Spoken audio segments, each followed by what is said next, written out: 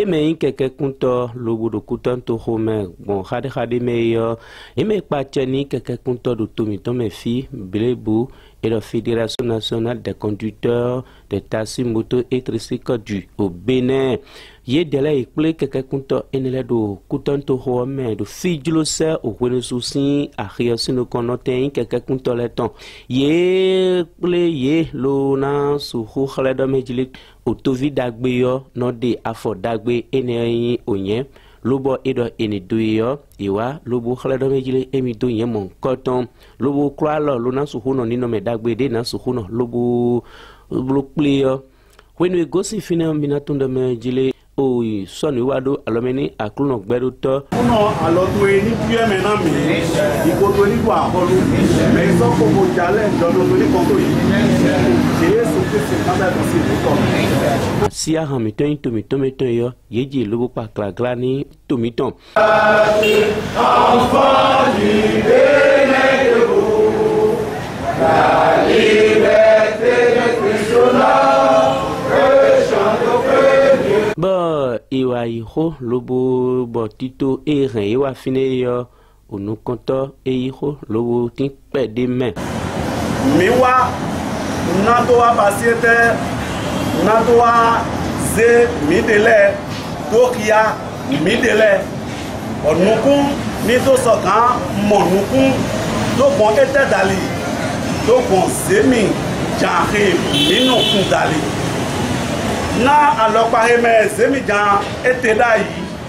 eso to vona alopade me ete tin eye mi si na meeting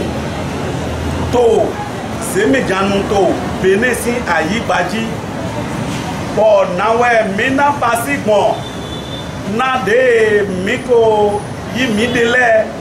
ko to bayi kanu mono dai on zemi jamais bon mi ose mi dele o koko ṣùgbọ́n mi ma yún ẹ nukun ń lọ wá bon mi yún ẹ wo ẹ mi wá fi bon mi na jẹ mi de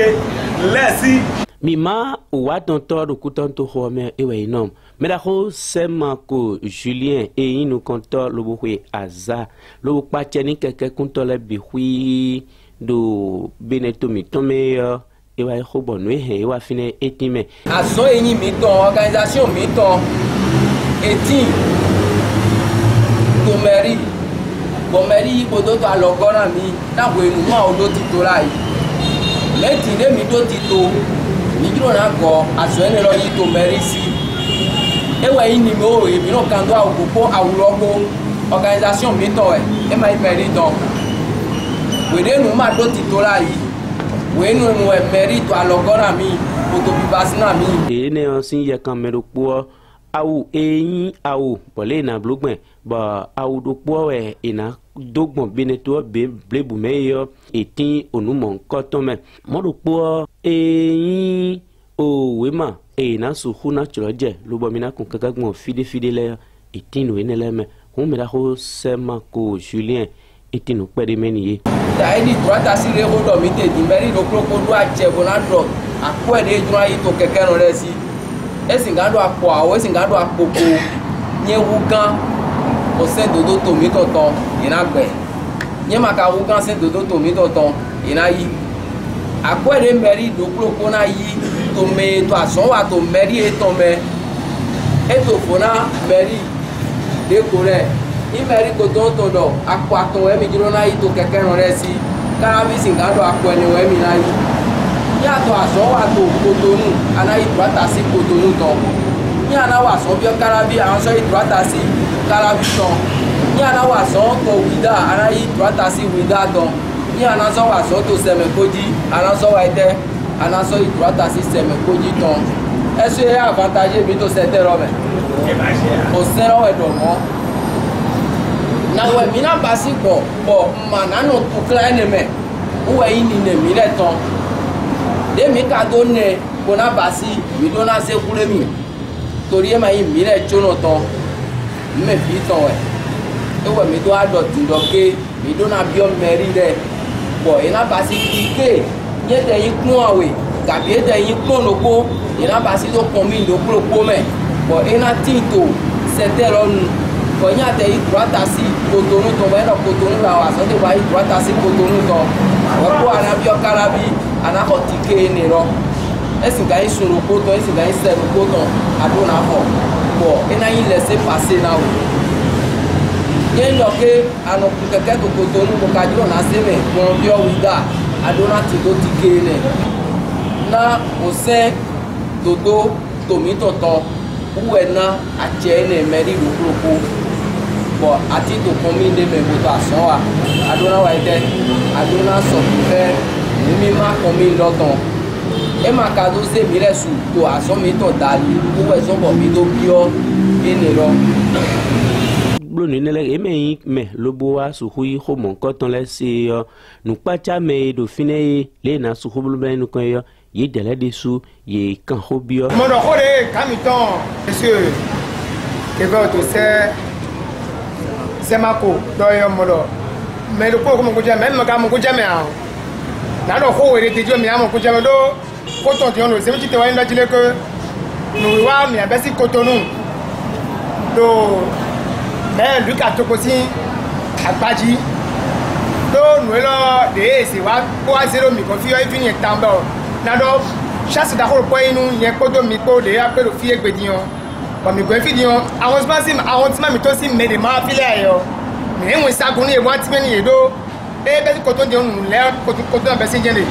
nga ba ni ko wa ko mi se uveton mbado yen ko wa ko mi se uveton bon no ko pa ka de fo na ka be kale mina de misi doit assistir ouvert mais bon ouvert mais mideo elle we mala mi yo mi ko ti ka mi ko ti video mina te mo ka bo mina de misi mais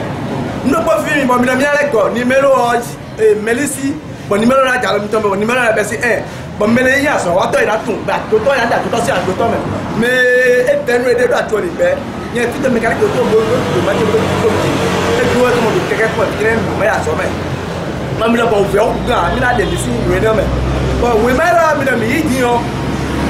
mi na te mo ka bo mi yo we ma lo ko da u to bo mi ke mi na ko fi bi bele ku to te ka ni yo bon ti to de mi sa ni bon wa mo ko pe ka te me di ba mi don ni bodo mi we ma lo bon mi lo tu sais mo mi lo Cotonou bon mi le kara di yo mi na te mo ka bo ti ke de le ton mi lo to bon ti ke de yo mi ai ka di mi na ti ke ni o kara di tike de ba ena mi ba tike de yo ena mi a chebo ena blo suno ko mo e blo suno ko ni do je tike de blo suno ko na le pelime mo le pebe mi na ko ka de bo mi ayo tike no de bo mi ka ri le ka do suno wo la po e ki le je do ta si ko su ko le aso we go na un fe de yo mbado mi na ti me do tike de mi ko na bi na ye na bi na su tike mi de mi ko tun un pe mi ne ito fe mi ke bo ke do pe nu mi ka ji taki edo hodo tikero dali nu eyin nu mi ton u e mi na yi force nu e ma yi mi ton mi na bi o e nu eyin tike bo mi ro yi mi ko tin me la yi o se lowe domo mi le ma si ganta for se loji mi le bueno tikwero bono sumeri mi ko uzu no vi ni e nu e ke to awu fe na mi imi bi o département wo meti gabi mi bi o plateau di minamoti fokola yi to wo me plateau ayi tikero lopo anasana 14 commune lole egbedi de wawa koma département le bon ele su toujours o plateau to bona wo me o minamodo ke nya ayi tike lopo lo to hobonu di anasanto semekoji anasanto agege anasanto edango isrete afranku ajira anasako 9 commune lebe moti e ma yi do ke eyin juro mi ton gabi a che pipa mi ton pe do na mi bi o e pe na mi do mo sino yan yi tike to hogbona yi ajajira bona kun keke fun anso ya ajira ton o se lowe do mo e ma yi mewe pa e ma ka yi mi le keke ron lewe so pa se do to ro ton o e na désagrégation moti donc wene de mi do bodo mi na se tike de deji parce que masinga yi tike doit assez bon mairie de bime mi to kunkun département bo ma ku pa mi pe commune we na bo we na pa mi donc o we mi do si an yi ko de ni ne rotan e se ka je so bo bi o we ni e na mi di de ndo we me ton lodi bon ena yi ticket ro poto Cotonou bona zana littoral atlantique ena yi ticket ro bona zana 77 commune le e ena na mi bon mi na yi mais masinga pache nous bon mi na biodi de mi koto afundo kholo mo we na yi boni ene o metile wini tinu ni le mi akan hobio o wi gbojina to ni keke kunto le bido bineto mi to me sinfia bi atinu me ne po mi ze tito le nkoton do te me la ho edo ho pede ni mi. On m'appelle Alpha Rémy. Je suis le secrétaire national de la fédération. Nous avons organisé une telle rencontre parce que les difficultés qui sont dans le corps, c'est-à-dire dans notre secteur ZIM, sont énormes et nous ne pouvons pas en aucun cas les résoudre sans le lancement de la fédération. Et ce lancement aujourd'hui n'est pas seul à Cotonou, c'est propagé dans tout le Bénin. Et les difficultés que les conducteurs des émigrants rencontrent chaque fois par rapport à la mairie ou soit les CA et ses consorts. Même les codes de la route aussi.